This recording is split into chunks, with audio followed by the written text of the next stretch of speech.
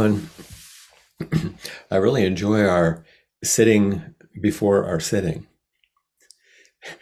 The 5 minutes when we open the door and people begin to come in, and it's quiet. It's a it's a nice additional time of sitting.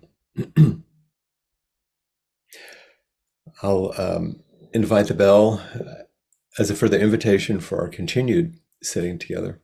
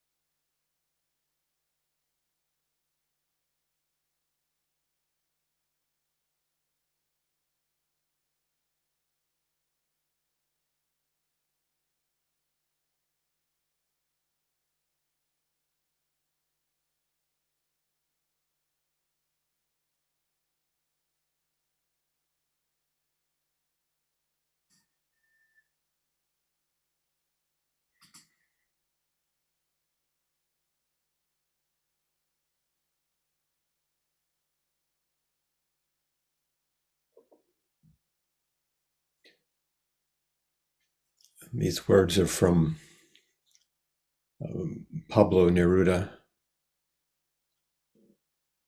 just a few lines from a longer piece of poetry. The title of that poem, translated into English, is Keeping Quiet.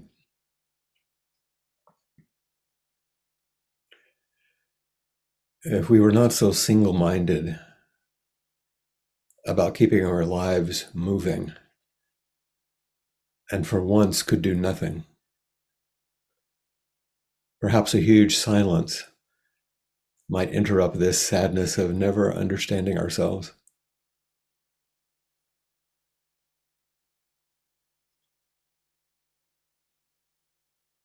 If we were not so single-minded about keeping our lives moving and for once could do nothing, perhaps a huge silence might interrupt this sadness of never understanding ourselves.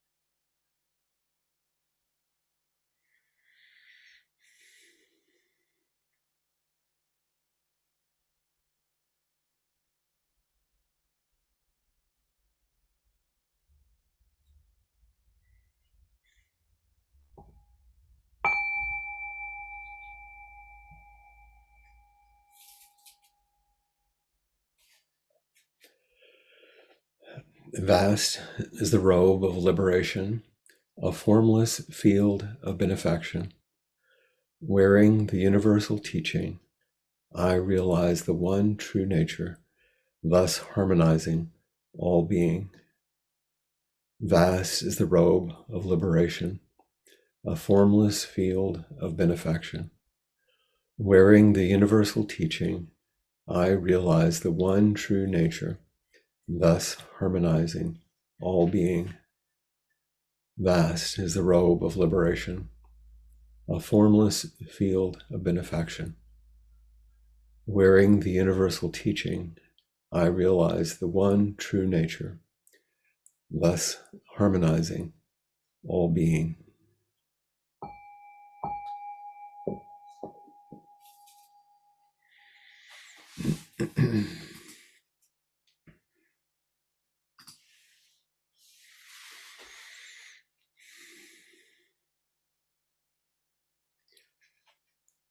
Excuse me.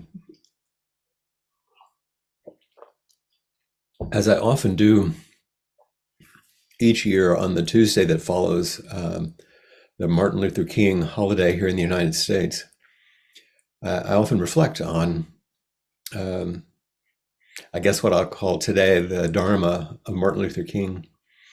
And for those of you who live in the UK or in Europe, I'm sure that his teachings and his presence and his history probably echo into those regions as well, and not just about what happened in the United States, although it was quite particular about what happened here. In those 13 years between December of 1955 and April 4th of 1968, when the movement that Dr. King started was thriving until his death, his murder.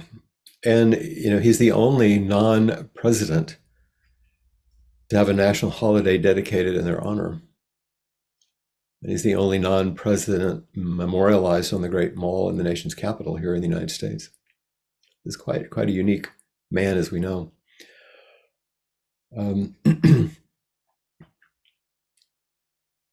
this sort of theme that I've been speaking to and inviting you to reflect on in your own inquiry this year, just the last few weeks. Who am I without you? As we kind of touch this space of understanding our deep and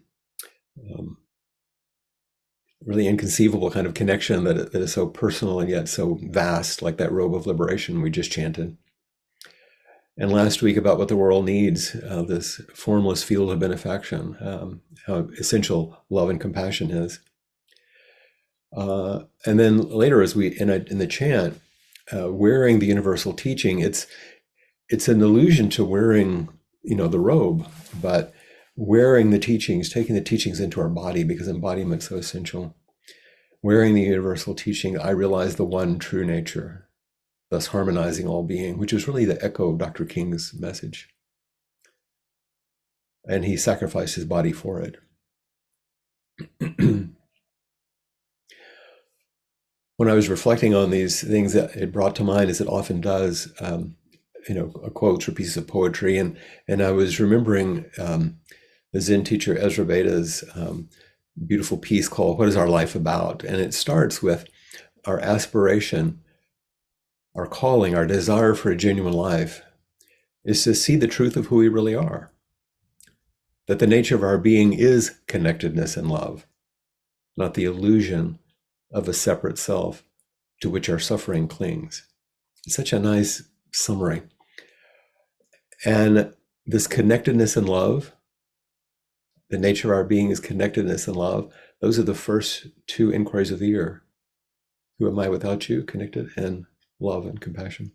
Not the illusion of a separate self to which our suffering clings. So this is our calling, our desire, our aspiration for a genuine life, to see the truth of who we really are, because that's what inquiry is about. So today, in reflecting on Dr. King, I'm in a moment use some of his quotes and just reflect on them a bit and say some things. But I began to think when I was looking at them how we're shaped by practice, how we're formed by practice, and how that this aspiration, this calling, this desire meets us in a way that we often don't expect in practice. And I want you to think about this and reflect on it today. There was once when I was at Austin Zen Center, we were practicing in a retreat, and a woman came to me who, for some question and some in Dokusan, and she's basically complaining. She was complaining about this and that and how things weren't going the way she thought they should, and was having a lot of difficulty.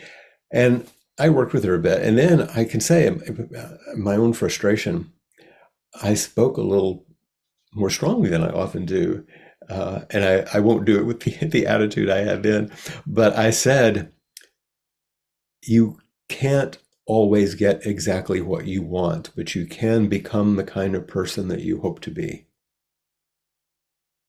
She's like, oh, so this isn't about getting what you want, but it is about becoming the kind of person that you have the aspiration, the calling to be. And so the only reason I remember that moment is because it was powerful, but because she kept reminding me that was really useful at that time. And as I was looking over things for today, I came across these words from Dr. King. He said, "We are caught in an inescapable network of mutuality. Strangely enough, I can never be what I ought to be until you are what you ought to be, and you can never be what you ought to be until I am what I ought to be. This is the way the world is made." So there's some moralistic things in there about ought to be, of course, but he's speaking about the same kind of thing, how we shape each other and are shaped by the world that we create, and how it's not about so much we can't.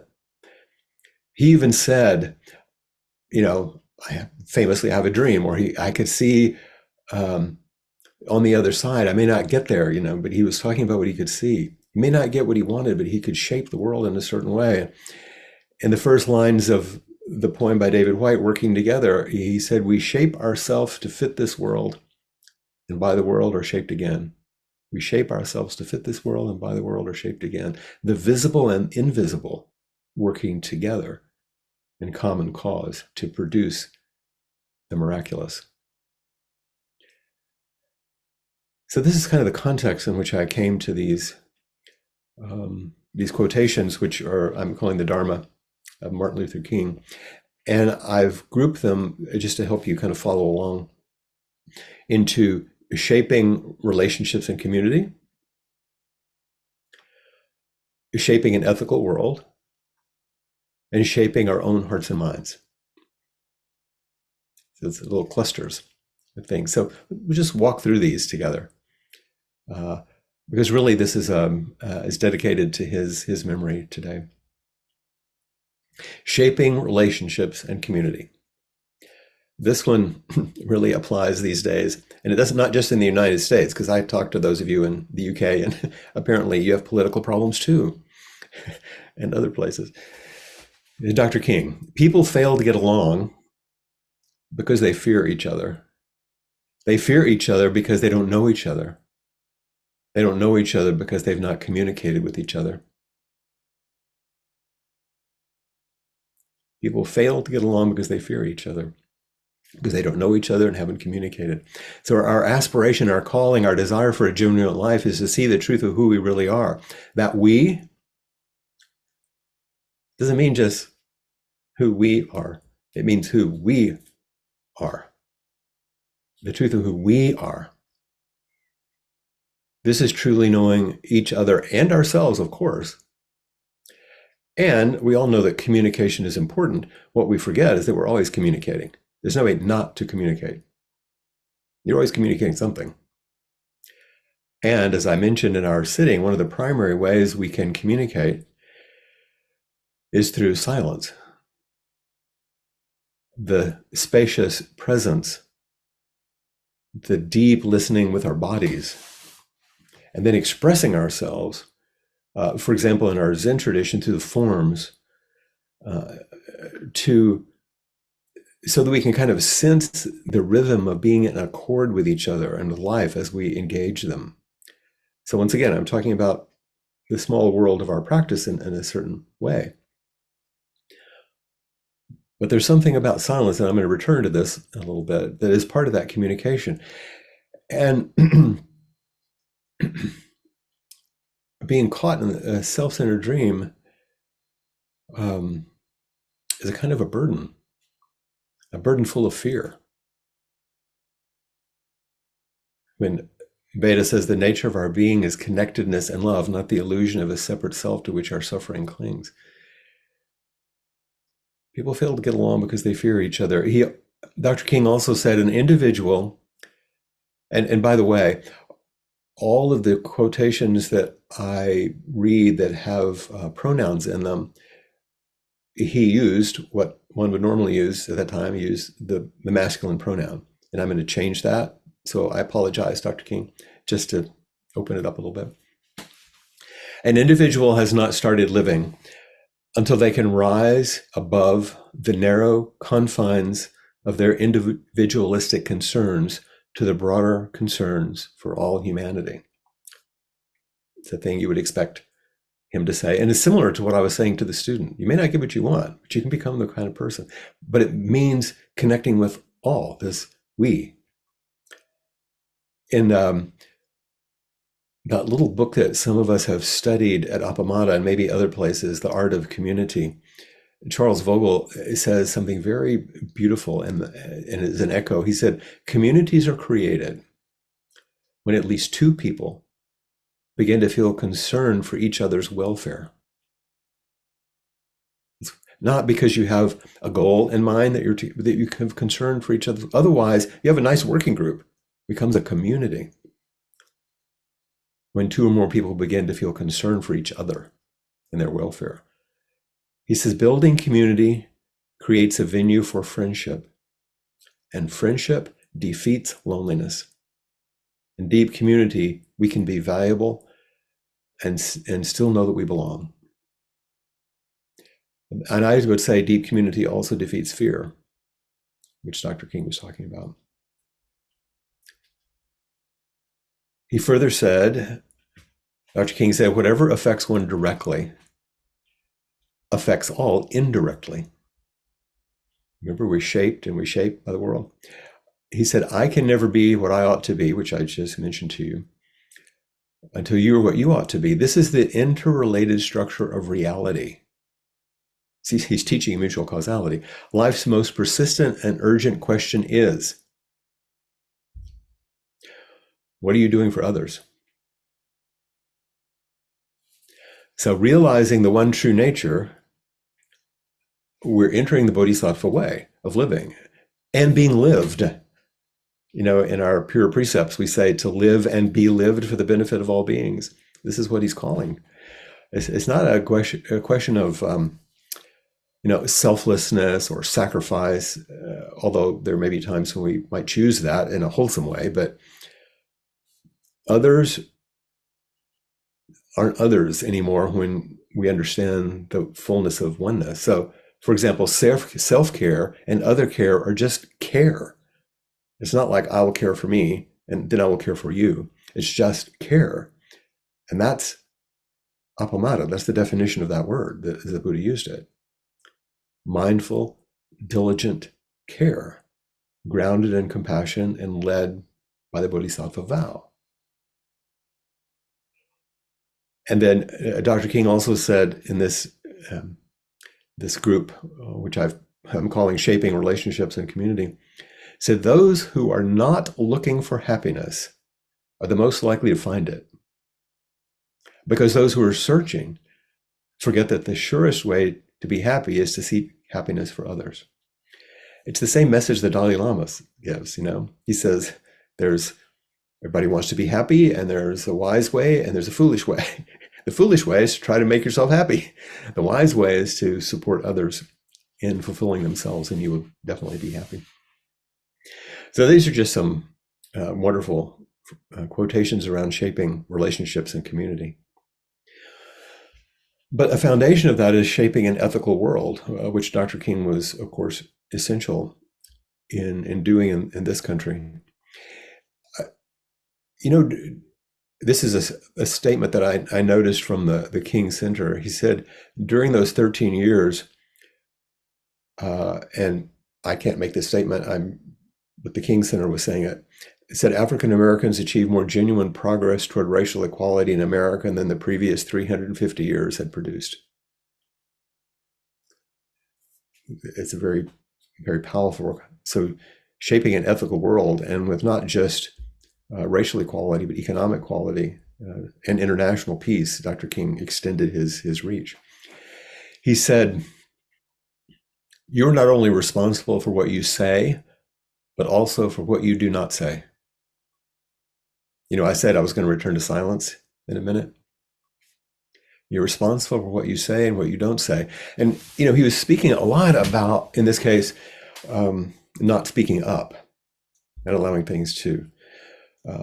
So right speech is important, but also right silence. There's silence that's damaging, and there's silence that's inviting and useful. There's speech that's damaging and speech so right speech and right silence, I think we need to add that when we think about what's right. So social justice and truth, those are big questions in a giant tangle. Like, for example, we talk so much about how important the golden rule is. The old, do unto others as you would have them do unto you, which is a bit of a problem. But the platinum rule is, I think, better, which is do unto others as they would like you to do to them. Not like you would have to do to you. Empathy, certainly, is generated by the golden rule, but it's limited. Treat people like they wish to be treated. If a person, the ways in which, for example, white privilege attempts to see what we could do for an African American community, you don't get to decide that. You need to listen deeply. So speaking up with integrity to tell the truth, this is a formula that I've used in the past. Speaking with integrity. Tell the truth with compassion from the place of personal responsibility. So tell the truth. But a lot of people say, well, I'm going to tell the truth. And all they're doing is dumping or they're being aggressive because it's their truth, which is kind of bullshit. It's not really true. So tell the truth with compassion, with understanding how you might be causing or relieving suffering, and with a lot of responsibility, knowing your limitations and knowing what you're offering. And be willing to be wrong and be willing to fail in your communications, but be immensely sensitive to your impact. If you don't ever say anything, you won't be wrong. You won't make any mistakes, but you also might miss opportunities. But be really sensitive to your impact. So you're not only responsible for what you say, but what you don't say. He also said, Dr. King said, one day we will learn that the heart can never be totally right if the head is totally wrong. Only through the bringing together of head and heart, intelligence and goodness shall people rise to a fulfillment of their true nature. I loved finding this because I can remember John Gladfelter when I asked him one time what his definition of maturity was. He said, maturity is when you can think and feel at the same time. That you don't think, oh, what you feel is really more important and don't go into your head. That's a problem. Or if you just think and then don't allow yourself, be able to think about what you feel and feel about what you think. One day we will learn, he said, that the heart can never be totally right if the head is only through bringing together of head and heart. Intelligence and goodness shall people rise to the fulfillment of their true nature. And this is the focus of all spiritual practice, is maturity, of bringing ourselves fully, not just cognitive, not just emotional, not just physical, not just relational, but a maturity that's beyond the personal, that opens us in the service of everyone. Dr. King also said the ultimate measure of a person is not where they stand in moments of comfort and convenience, but where they stand at times of challenge and controversy. When things are going well, we all look pretty good. But it's the transitions. I say this in retreats all the time. People sit beautifully, they walk beautifully, they eat their food, but it's the transitions where sort of like they forget. Right in between, instead of maintaining this sense of intention and integrity and uprightness. We teach impermanence and interdependence, and those are important, but it's very conceptual. But it becomes an embodied reality when we face the loss of a loved one, or when we suddenly meet someone who frightens you or challenges you, or as we think, is the pandemic ever going to end? Or when you lose a teacher. Then it's not just impermanence and interdependence. I just saw Darcy shaking her head. When it's devastating, when it knocks you down, then it's reality. That's what we're talking about, those kinds of transitions. That's when the ultimate measure of our lives shows itself. And Dr. King also said we must accept finite disappointment, but never lose infinite hope. You may not get what you want, but you can become the kind of person. So relative bodhicitta and absolute bodhicitta. On the relative side of just loving a person and digging in, actually doing the real work, sometimes is disappointing and difficult, but you keep that larger vision of what's possible open through practice and through relationship. We have to manage personal loss in the face of the perfection of reality. So these are a few things that I thought not only echoed the shaping of our relationships and community, but shape our ethical world to the precepts. And then in the last little segment, a couple of quotes on shaping our hearts and minds. Dr. King said, forgiveness is not an occasional act. It's a constant attitude. In the Lake District, one year, our focus in the retreat was Zazen. What is Zazen? We were using the Fukan Zazengi, which some of you are aware of, Dogen's instructions on Zazen. And I remember one of the students, it was Mark Gray, some of you know Mark well, and he is, one of the things I love about Mark is he'll ask punchy questions, even if he thinks he knows the answer, he wants to know what you're going to say. And I see Donna smiling. And he said, "What is Zazen really?" And I said, "I think it's constantly and deeply forgiving yourself for being yourself."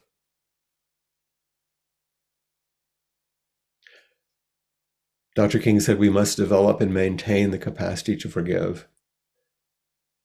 Whoever is devoid of the power to forgive is devoid of the power to love. There is some good in the worst of us and some evil in the best of us. When we discover this, we're less prone to hate our enemies, and I would say in ourselves. Forgiveness is not an occasional act, it's a constant attitude." And the Dhammapada, the Buddha said, "Hatred is never appeased by hatred in this world. By non-hatred alone is hatred appeased. This is a law eternal." And forgiveness is a practice of enlarging our views, expanding our hearts. It's not about excusing things, but it's about meeting everything with wisdom and compassion to see what's actually needed. And that's why confession and repentance is one of the first things we do in our liturgy. And they're facets of this capacity. All my ancient twisted karma from beginningless greed, hate, and delusion, born through body, speech, and mind, I now fully avow. It's about admitting who we are. It's a profound self-acceptance. Taking that into action, of course, Dr. King said, returning violence for violence multiplies violence. Very similar to what the Buddha was saying in the Dhammapada. Adding deeper darkness to a night already devoid of stars. Darkness cannot drive out darkness. Only light can do that. Hate cannot drive out hate. Only love can do that. So we do have to face our own shadow and to work with it, not exile it, to plunge into endarkenment, not just enlightenment, to find out who we really are and to find out who each other are. See, we're circling back to the fear. And this is the hard work. The final quotation from Dr. King in this segment, he said, "I've decided to stick with love. Hate is too great a burden to bear. I've decided to stick with love. Hate is too great a burden to bear." And in addition to this beautiful rhetoric, which echoes the Dharma in many ways, he said, of course, that love, like forgiveness, is a practice and it requires certain things. And there are 4 things that it seemed like these practices, and this is for us, our practice, looking at ourselves, discerning between like and love, helping those we hate, and seeing the good in everybody. So here's the first practice, looking at oneself. Dr. King said, we must face the fact that an individual might dislike us because of something that we've done deep down in the past. That's why I say, begin with yourself. Just start here. That's what the Han calls us to. Great is the matter of birth and death. So start with yourself. Start with repentance and confession. Start with taking refuge. Start here, looking at yourself. That's the responsibility. But number 2, he said, discerning between like and love. Like is a sentimental something, an affectionate something. There are lots of people that I find it difficult to like. But love is greater than like. Love is understanding.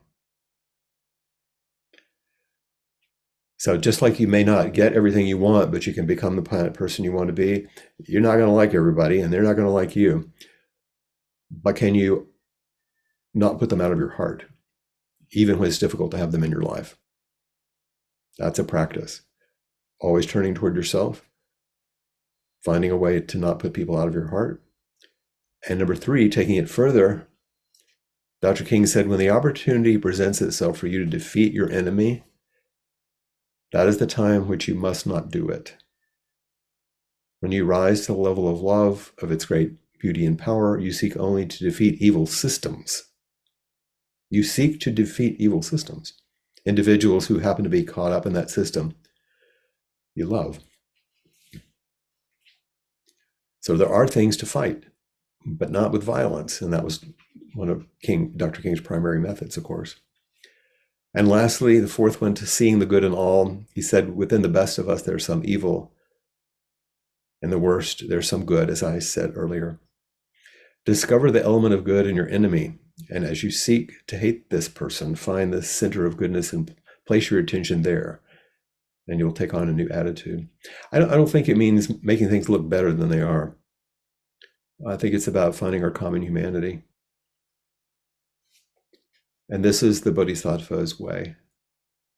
You know, we have these archetypes of these great bodhisattvas, Manjushri of wisdom, Avalokiteshvara for compassion, Samantabhadra for great practice, and on and on. They're archetypes of who we could be, who we could shape ourselves to be. And Taiyan Dan Layton, who's a wonderful teacher in our tradition, in his book, Faces of Compassion, he says, bodhisattvas are not who we think they are. He said, bodhisattvas are simply ordinary beings making their way back to Buddha. Isn't that a great statement? Ordinary beings making their way back to Buddha. He said, bodhisattvas appear in the nooks and crannies of your life, just around the corner, living in your neighborhood, waiting to say good morning to you. Bodhisattvas are not limited to a handful of amazing figures and famous people. We are bodhisattvas, making our way back to Buddha. And this is just a little caveat. This is a little warning at the end of all of this expression of this wonderful hero and Dr. King. He said, telling stories is a slippery business. This isn't Dr. King's words, but I'm just saying that telling these kind of stories is kind of a slippery business, because we can end up telling the stories which makes us feel good or express the ways that we feel bad. But they're self-generated stories, and they can be expressions of self-conceit and delusion and self-serving. And that's not the point, to get down on ourselves for that. Well, the point is we have abundant resources to help us with this human tendency to create history, to revise it. And it's what bodhisattvas call on. We have mature spiritual teachers we reach out to. We have a whole body of traditional teachings and practices and text to help us not be trapped in enslaving stories and self-centered dreams. Because we do create the history of the past and the future by the stories that we tell and the way we live them out. And finally, I like this very much. Dan Layton said, and yet, when we thoroughly decide to take up the work of awakening together with all beings, which is Dr. King's message, and he uses Dr. King in his book, by the way, as an exemplar.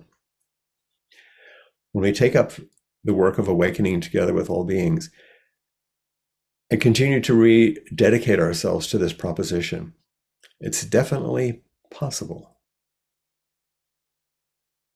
to sit eyeball to eyeball with Buddha and with each of the bodhisattvas without blinking, and also with blinking. We can make the stories of heroic bodhisattvas our stories. And we can live our lives thus. And we can take the stories of someone powerful like Dr. King and find our story that accords with that, whoever we are. So that's my little dedication to Dr. King, following our day and the way that the Dharma is open through his teachings and the practices that we can do, the actual things we can do. What are the ways that you want to shape your life through practice? What are the barriers to that? What do you need to look deeply at yourself, to take responsibility, and to find your way as a bodhisattva, as an ordinary bodhisattva, stumbling, limited, problematic, beautiful, all of those things. So I am at your service. I'm one of those resources now I was talking about. I'll do my best. If you have questions about your practice, and mainly the practice of love and forgiveness.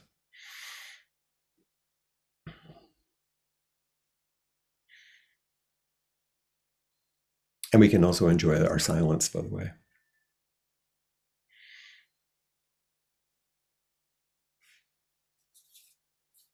Hi, Mary Beth. Hi, how are you? I'm doing really well right now. When I do these little reflections, like I said, I'm just kind of showing you what my practice mind is reflecting on. And so when I go through it, I feel like I'm deepening my practice in the service of others. So I feel a lot. Yeah. How are you doing? That was so beautiful. The comparison with um the teachings and Martin Luther King. That's why I came forward. I was just so moved. I was taking notes, and I don't usually take notes, but I wrote down so many things because it's like it's so timeless what he said. Mhm. Yeah. So I just That's wanted another to, thing. Is his yeah. oratory and the place that oratory came from. I think that's why it's sustained for so long and made such a Mhm. difference. And beyond even just the particular work he did, there's something unique about it. And as we There know, was, certain people who make that much of a difference are often killed yeah, because it's too frightening. that really, yeah, that I feel that. Um, I was going to say one part that really, he said that it's part of my practice right now. It's not about getting what I want, it's about aspiring towards the person I want to be. That was so fascinating to me. I That felt was that my one quote. too. That But, was my quote. oh, that was your quote. Okay, that was a Flint quote. No, and it's just funny because he said it in many ways. Yeah. That's why I started with that little quote I'd said to my student. You won't get necessarily what you want, but you can become the kind of person that you want to be. But then he Well, and unfolded that's what it I'm over and over. practicing with. Yeah. Over, yeah. And that's what I'm practicing with. So that's another thing. I came forward to say, and one other thing I wanted to say, oh, what is our life about by Ezra? Beta. Hmm. Yeah. I say I've got the first 5 lines, the ones you actually said memorized. And because I have it taped beside my cushion over here, because when I'm having a hard time focusing, or I'm really struggling with my meditation, I go to that. Hmm. Um, it's just so beautiful. So I really connected to that today too. So I just wanted to say thank you for that. Sure. Yeah, there's so much in that whole piece that's really, really wonderful. And thank you for coming forward and embodying it. If this is how the teachings start dropping deeper into us, is when we relate to each other and then people listen and we're together and we carry it forward. Yeah, and it's not so bad when it actually drops into me like I thought it would be. So, anyways, thank you very much, Flint. I loved it. I love what Welcome, you're enrichment. practicing with. Great. Thanks. Thank you. It's so good to see you. I haven't seen any of y'all this year um, because I finally joined the ranks of those who have had COVID. And Oh, it dear. was startling. It's a club you didn't necessarily want to join, but it's sort of inevitable. It was not, but one of the things during this period, and I actually had RSV before Christmas. Oh, dear. And then just as I was over RSV, right after Christmas, contracted COVID. That So 1-2 punch. I really did. And it's been, I realize how I'm not very skilled at being ill. I mean, I don't do it very lovingly with myself. Hmm. I tend to think, I should just will myself out of this. And of course, every time I'm knocked down and realize it has nothing to do with willpower. It really has to do with rest and letting my body recover itself, and Well, not you have two reminders just over your right shoulder. You have yeah, the image of the Kuan Yin of compassion and the wisdom saying of don't turn away from life. right. Mm. And so when I come out of a period of time where my body just I kept finding myself saying, I just want to feel like myself again, as if when my body is not fit and healthy, I'm no longer myself that I recognize, That's right. Right. It's So all you. yeah, it's been a very interesting thing, and I really was not terribly ill with it, but I did get that kind of brain fog situation that people talk about, and I had sort of thought it wasn't a real thing before I got it, but it is a real thing, to the point where really all I felt like I could do was sit. I mean, I honestly, even watching a show on television, I would just totally lose Mhm. interest very easily. And so it was an interesting practice, but I really missed having the energy, having the desire to actually want to be in community, want to relate to people, What was your and what realize I'm called, so grateful that I can now, that I is, have come back into myself, or is what that I what think. called you forward today? Is that why you raised your hand? That's exactly why I raised my hand, to say I missed you guys. Yeah. And to step into the space of you, it sounds like you wanted people to know what had happened to you too. Sure. Yes, Yeah. I did. And and I I said, wanted, I was hoping you had missed me. sure. I was speaking about how we're shaped by each experience. And so what I heard you say was the way that you were shaped by these two illnesses and by stepping away, and how you could feel that you're held and shaped. In the poem, it said the visible and the invisible working together to help you deepen your understanding of who you are. That you, like I said, bodhisattvas aren't who we think they are. Well, you also aren't what you think you are. And most of us aren't, because we have a certain idea and these things disrupt it and we learn more. So I just wanted to add that. Yes, thank you. I'm glad that you're feeling better and so good to Thank see you. you. It's a team effort. It's a team effort. All Thank right, you. there you go. Thank you, Jessica, too.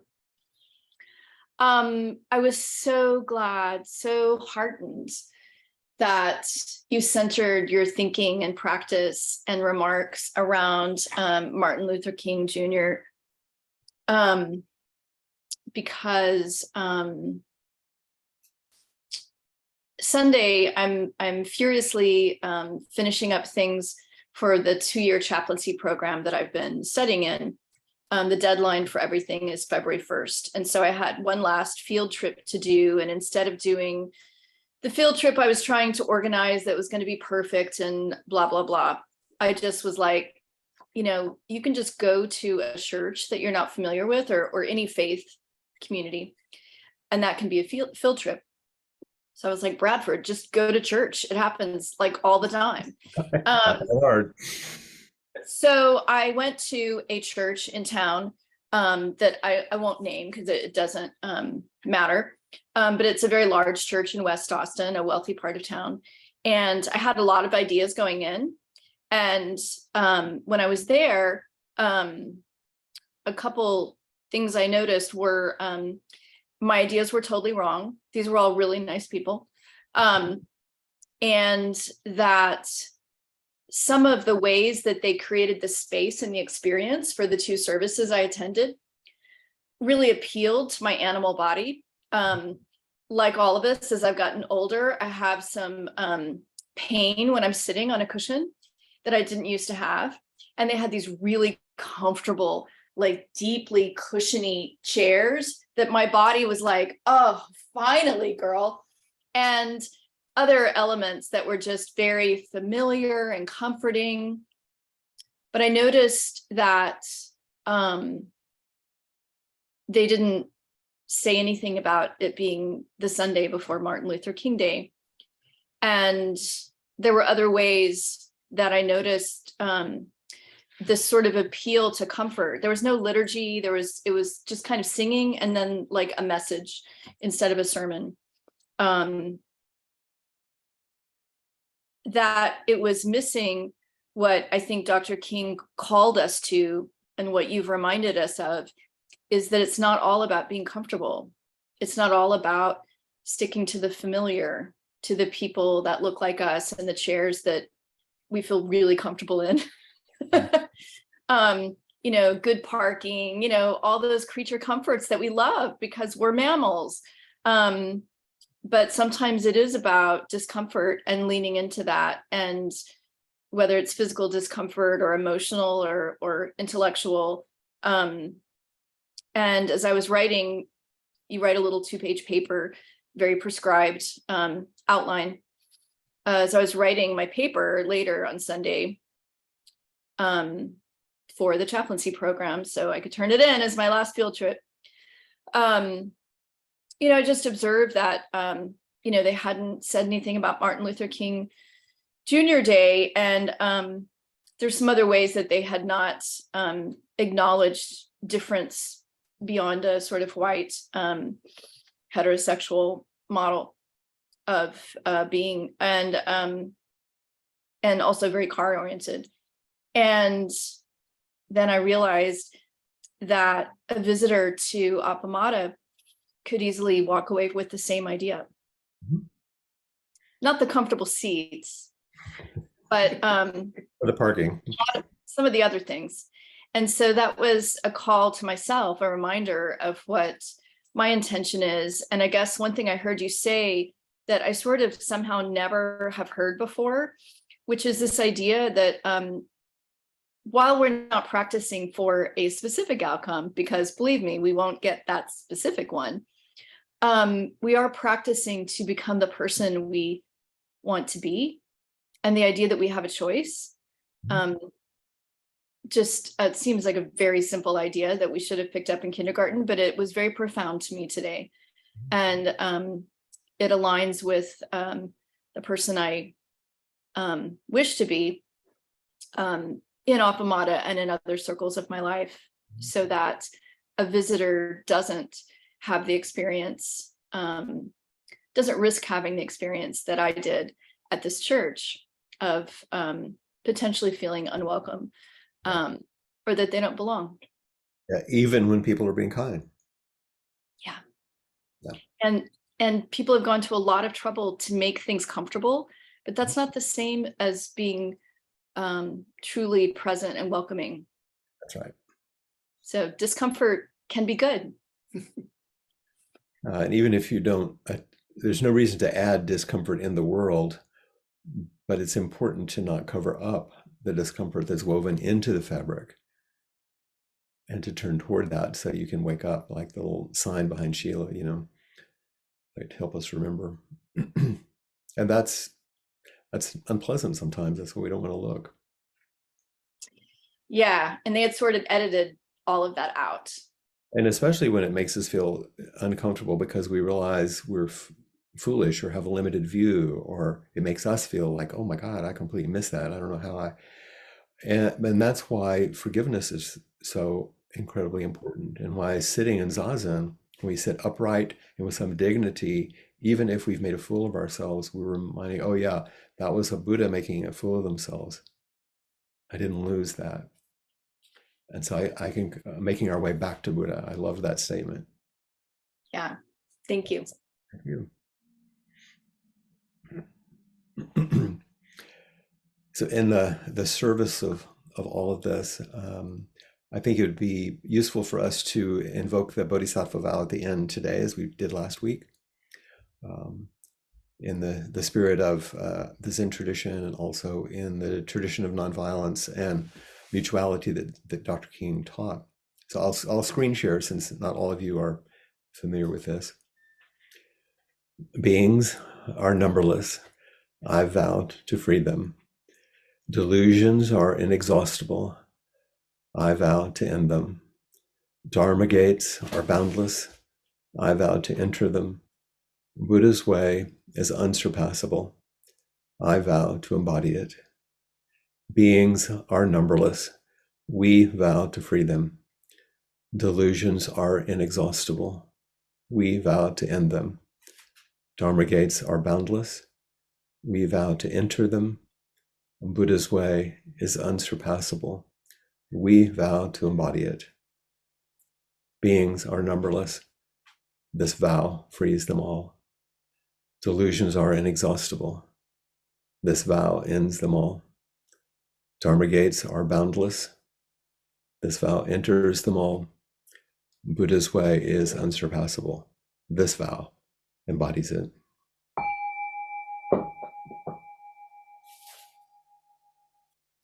Thank you, everyone.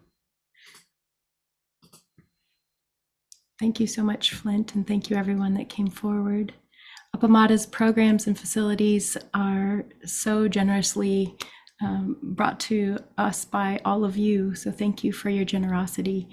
I'm going to place a link in the chat, kind of like I do each week, and you can feel free to make a contribution here. Knowing that our model is one of generosity and everything is completely brought free of charge. So our teachers like Flint and Peg and all of the entrusted teachers bring these wonderful teachings absolutely free of charge. So please do give generously. And if you can, stay after and have a chat with Maria, our wonderful after inquiry monitor. Thank you all so much.